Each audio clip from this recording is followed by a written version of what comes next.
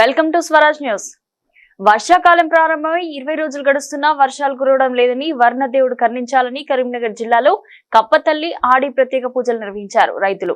కరీంనగర్ జిల్లా హుజురాబాద్ మండలం పెద్ద పాపయ్యపల్లి గ్రామంలో వర్షాకాలం ప్రారంభమైన వర్షాలు కురవడం లేదని సాంప్రదాయ పద్ధతిలో కప్పతల్లి ఆటలు ఆడి పూజలు నిర్వహించారు. రైతులు మహిళలు కలిసి కప్పలను అలంకరించి గ్రామంలో ఊరేగింపు నిర్వహించారు. వర్షాలు కురిసి పంటలు బాగా పండాలని రైతులు సంతోషంగా ఉండాలని ప్రార్థించారు.